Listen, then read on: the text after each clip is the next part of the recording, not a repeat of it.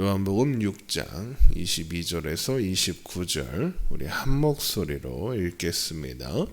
이튿날 바다 건너편에 서 있던 무리가 배 한 척 외에 다른 배가 거기 없는 것과 또 어제 예수께서 제자들과 함께 그 배에 오르지 아니하시고 제자들만 가는 것을 보았더니 그러나 디베리아에서 배들이 주께서 축사하신 후 여럿이 떡 먹던 그곳에 가까이 왔더라.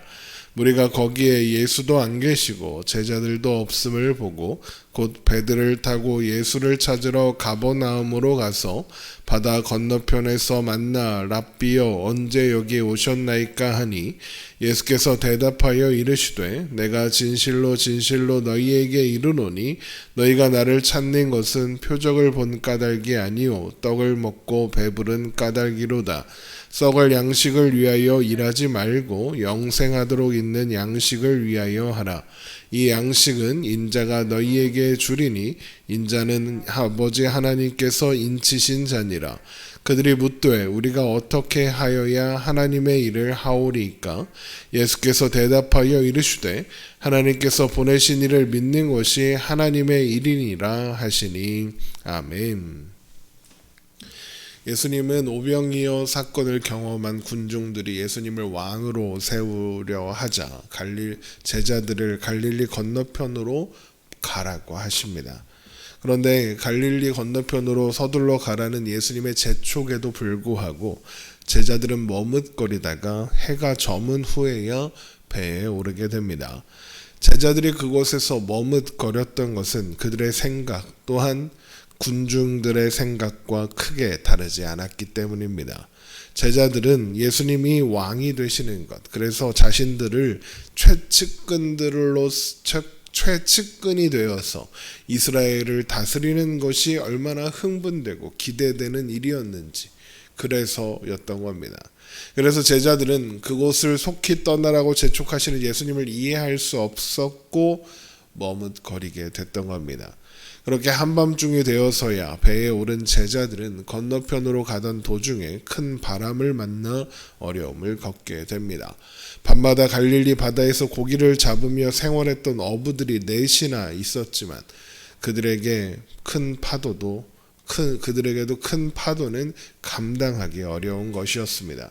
그렇게 제자들이 밤새 파도와 씨름하고 있을 때 예수님께서 바다를 걸어서 그들에게로 오십니다. 오셔서 두려워하지 말라고 말씀하시죠. 그리고 그제서야 제자들은 무사히 바다 건너편으로 올 수 있었습니다. 제자들은 이 일을 통해서도 파도 하나도 이길 수 없는 연약한 존재에 불과하다는 자신들의 자기 인식과 예수님은 파도도 그 앞에 순종하시는 하나님이시라는 것을, 그리고 제자들은 자신들의 뜻과 생각이 아니라 예수님의 말씀에 순종해야 하고 예수님과 함께 있을 때에서야 비로소 안전할 수 있다는 것을 그렇게 확인해야 했던 겁니다. 이튿날이 되고 예수님을 왕으로 삼으려 했던 자들은 여전히 예수님을 찾고 있습니다. 밤새 찾았을지도 모르겠습니다. 전날 나루터를 떠난 배는 한 척뿐이었던 것을 보았고 그 배에는 제자들만 타고 갔다는 걸 알고 있습니다. 그래서 그곳에서 예수님을 찾는 겁니다. 예수님은 안 갔으니까 여기 어디 있겠지 하고 찾는 겁니다. 그런데 찾을 수 없으니까 제자들이 있는 곳으로 일단 가는 겁니다. 요한복음 6장 22절입니다. 이튿날 바다 건너편에 서 있던 무리가 배 한 척 외에 다른 배가 거기에 없는 것과 또 어제 예수께서 제자들과 함께 그 배에 오르지 아니하시고 제자들만 가는 것을 보았더니 그러나 디베리아에서 배들이 주께서 축사하신 후 여럿이 떡 먹던 그곳에 가까이 왔더라. 우리가 거기에 예수도 안 계시고 제자들도 없음을 보고 곧 배들을 타고 예수를 찾으러 가버나움으로 가서 거기에서 예수님을 발견한 사람들은 랍비여 언제 오셨습니까? 언제 여기 오셨습니까? 라고 묻게 되죠. 요한복음 6장 25절입니다. 바다 건너편에서 만나 랍비여 언제 여기 오셨나이까 하니, 사람들이 이렇게 묻는 것은 예수님이 언제 가버나움에 오셨는지 그게 궁금한 게 아닙니다. 이 사람들이 왜 지금 예수님을 찾고 있습니까? 왕으로 세우기 위해서입니다. 그런데 예수님이 그런 자신들을 버려두고 사라지더니 예상하지 못한 장소에 있는 겁니다. 그러니까 지금 사람들은 또 섭섭하고 또 한편으로는 못마땅한 겁니다. 자신들이 원하는 대로 왕이 되어야 할 사람이 왜 여기 있지? 이런 생각을 하는 겁니다. 그러니까 언제 여기 오셨습니까? 라는 말은 왜 당신이 여기 있습니까? 라는 말과 같은 겁니다. 예수님은 그런 사람들을 향해 그들이 예수님을 찾는 이유는 표적을 보았기 때문이 아니라 떡을 먹고 배부르기 때문이다 라고 말씀하십니다. 요한복음 6장 26절입니다. 예수께서 대답하여 이르시되 내가 진실로 진실로 너희에게 이르노니 너희가 나를 찾는 것은 표적을 본 까닭이 아니요 떡을 먹고 배부른 까닭이로다. 모르기는 몰라도 이 말씀을 들은 사람들은 꽤 서운했을 겁니다. 왜냐하면 그들은 자신들이 예수님을 찾는 것은 떡을 먹고 배불렀기 때문이 아니라 그보다 큰 일을 위해서라고 생각했을 테니까요. 설사 떡을 먹고 배부르기 때문이었다 할지라도 명분은 그럴듯하게 가지고 있었을 테니까요. 그들이 생각하고 있는 그 그럴듯한 명분, 그 큰 일이 무엇이겠습니까? 예수님을 왕으로 삼는 거죠. 그래서 하나님 나라를 세우는 겁니다. 그들이 생각하는 하나님 나라. 모세가 출애굽한 이스라엘 백성들을 가나안으로 인도해 준 것처럼 하나님께서 보내겠다고 약속하셨던 그 선지자, 모세와 같은 선지자가 이제 오셨으니 그분을 왕으로 모시고 가나안을 회복하고 새로운 역사를 시작할 수 있다는 생각입니다. 우리는 이런 큰 일을 위해서 예수님을 찾고 있는데 예수님은 우리가 떡을 먹고 배불러서 자기를 찾는다고 한다. 서운할 겁니다. 그러나 예수님은 그런 반응에 신경 쓰지 않으십니다. 계속해서 그들이 찾는 것은 썩을 양식이다라고 말씀하십니다. 요한복음 6장 27절입니다.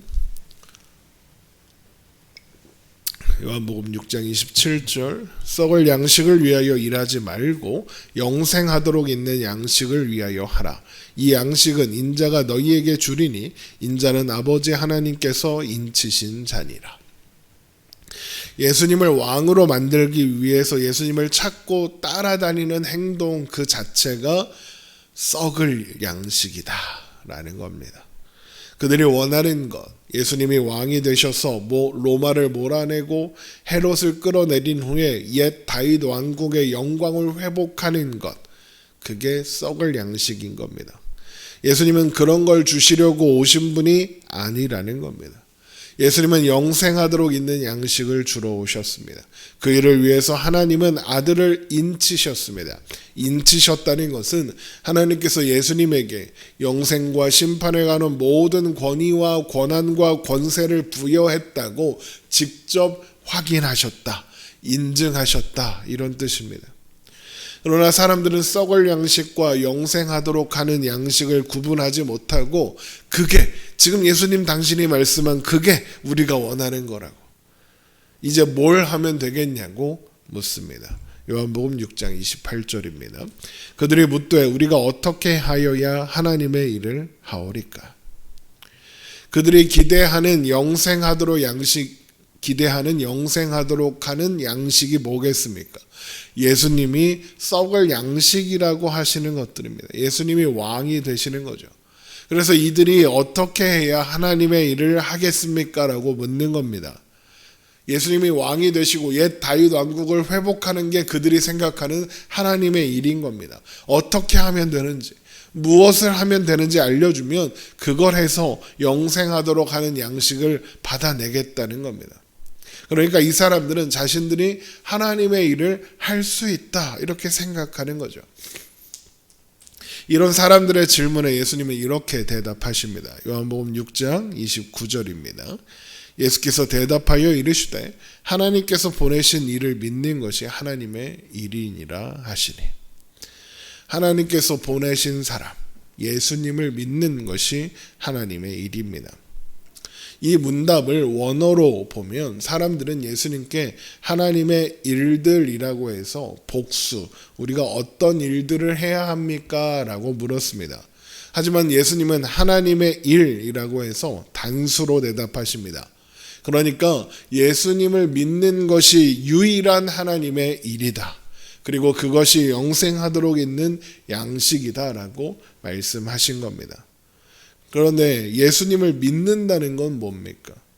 예수님을 구주로 믿는다고 고백하고 인정하는 게 예수님을 믿는 것일까요? 주는 그리스도시요 살아계신 하나님의 아들입니다. 당신께 영생의 양식이 있습니다. 라고 말할 수 있으면 예수님을 믿는 걸까요? 물론 그렇게 고백하고 인정하는 것은 우리 믿음의 중요한 일이고 필요한 일입니다. 하지만 그것이 전부는 아닙니다. 예수님은 썩을 양식을 위하여 일하지 말고 영생하도록 있는 양식을 위하여 하라라고 말씀하셨습니다. 그리고 썩을 양식은 단순히 배부르기 위해서 먹는 음식이 아니라 예수님을 왕으로 만들어서 얻고자 하는 것들입니다. 이스라엘 나라의 회복, 그래서 옛 다윗 왕국의 영화를 회복하는 것, 그래서 떵떵거리며 사는 것, 세상 위에 군림하고 권세와 부귀를 누리며 잘 먹고 잘 살고 싶어 하는 것, 그런 것을 위해 예수님을 왕으로 만들려고 하는 것, 그런 것들을 위해서 예수님이 왕이 되셨으면 하는 생각을 하는 것, 그게 썩을 양식입니다. 예수님을 믿는다고 말하지만 예수님이 말씀하시는 것에는 관심이 없는 거죠. 예수님을 믿는다라고 말은 하지만 예수님을 이용해서 이 세상에서 성공과 부귀와 명예를 얻고자 하는 것, 그리고 그런 것들을 위해서 살아가는 것, 그리고 그런 것들을 바라면서도 그게 영생하도록 하는 양식이라고 하는 게 썩을 양식을 위해 일하는 것이고 썩을 양식을 위해 살아가는 삶인 겁니다. 그러면 하나님의 일, 하나님께서 보내신 일을 믿는 일은 무엇이겠습니까? 썩을 양식을 위해 살지 않는 겁니다. 썩을 양식이 아니라 영생을 위해서 사는 겁니다. 썩을 양식을 위해 산다는 것이 단순히 이 세상에서 많이 갖고 성공하고 잘 먹고 잘 사는 것에 궁극적인 목적을 두르고 사는 것을 말한다면, 영생을 위해 산다는 것은 이 세상은 궁극적인 목적이 아니라는 걸 아는 겁니다. 영원한 생명이 있고 영원한 생명을 주기 위하여 예수님이 오셨다는 것을 믿는 겁니다. 그분을 의지하고 그분과 함께 사는 것을 의미합니다. 그것이 하나님께서 행하신 일이니까요. 결국 믿음이라는 건 예수 그리스도 안에서 하나님께서 행하신 하나님의 일을 믿는 겁니다. 그래서 예수님을 믿는다, 이것은 예수님의 말씀을 하나님의 말씀으로 받아들이고 우리의 삶의 궁극적인 가치와 목적으로 삼는다, 이런 의미가 되는 겁니다. 예수님을 신뢰하고 예수님과 동행하며 예수님의 말씀을 듣기로 하는 겁니다. 돈을 많이 버나 적게 버나 부하거나 가난하거나 그건 상관없는 겁니다. 푸른 초장이 좋다라고 하는 건 거기가 푸른 초장이라서가 아니라 목자 되신 하나님이 거기 계시니까 좋은 겁니다. 사망의 음침한 골짜기라도 견딜 수 있는 것은 목자 되신 하나님께서 인도하시는 길이기 때문에 그런 겁니다. 예수님을 믿는다, 이것은 모든 일에 예수님을 신뢰하고 예수님과 함께 가겠다, 이런 말인 거고, 그게 하나님의 일을 믿는 것이고 하나님의 일을 하는 것입니다. 물론 돈 많이 벌어도 됩니다. 돈 많이 버는 게 썩을 양식이란 얘기가 아니죠. 돈을 위해 살아가는 내가 문제지, 따지자면 돈은 죄가 없습니다. 성공해도 됩니다.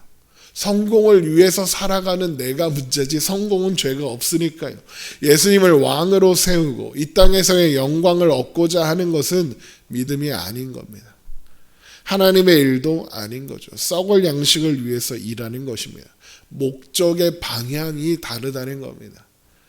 그게 목적이라면, 그걸 위해서 교회에 나온다면, 교회에 나오고 예수님 믿는다 백날 고백해도 아무 소용 없는 겁니다. 그건 썩을 양식에 불과하니까요.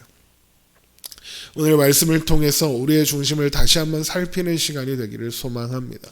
우리를 하나님의 일로 부르신 예수님을 바라볼 수 있게 되기를, 그래서 의지하고 예수님 안에서 삶의 의미와 이유를 찾아갈 수 있기를 소망합니다.